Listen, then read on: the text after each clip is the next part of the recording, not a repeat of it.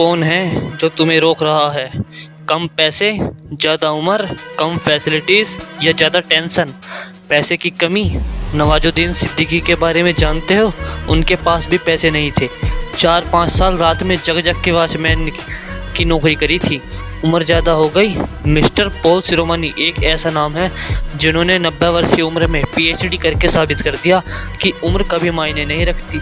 कम facilities है? हमारे missile man doctor APJ Abdul Kalam अपने पापा की हेल्प करने के लिए साइकिल से अखबार बांटा करते थे।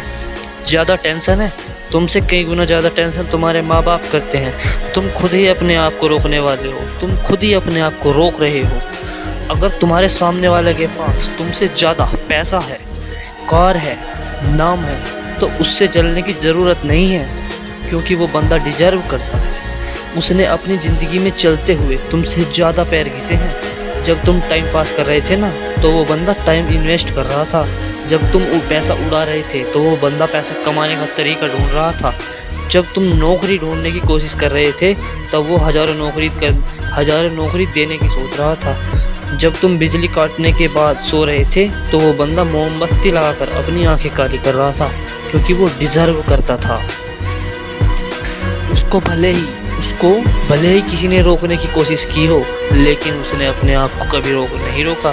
यही फ़र्क है तुम में और एक सक्सेसफुल इंसान में। खुद अपने आप को रोको मत, बल्कि अपने आप को खुद को रोकने देने से रोको। जब लगे कि नींद आ रही है, खुद मुँह धो और 30 मिनट और पढ़ो। एक्सरसाइज करके थक गए हो तो पसीना पोंछो और पानी की एक घूंट और पियो और एक सेट मारो। बैंक बैलेंस ख़त्म हो गया है तो दिल से महसूस कर हिम्मत का बैलेंस कितना बचा है। टेंशन हो रही है तो फोकस टेंशन से हटाकर सॉल्यूशन पर डाल। प्रॉब्लम को प्रॉब्लम समझकर बैठने में प्रॉब्लम है। जब सोचेगा ये तो एक और दमदार डिसीजन लेने का मौका है, तो प्रॉब्लम को प्रॉब्लम नहीं बल्कि अपनी लाइफ का एक टर्मिनल पॉइंट समझो। बचपन में सबने पढ़ा था कि बूंद बूंद से घड़ा भरता है, लेकिन कभी भरने की कोशिश की नहीं की। बचपन में सबने पढ़ा था कि अधजल घघरी छलकत जाए, आधे भरे हुए घड़े से पानी ज़्यादा छलकता है। हमने बस थोड़ा सा क्या सीख लिया, ये मान बैठे कि सब कुछ जान गए, कभी पूरा नॉलेज लेने की कोशिश ही नहीं की।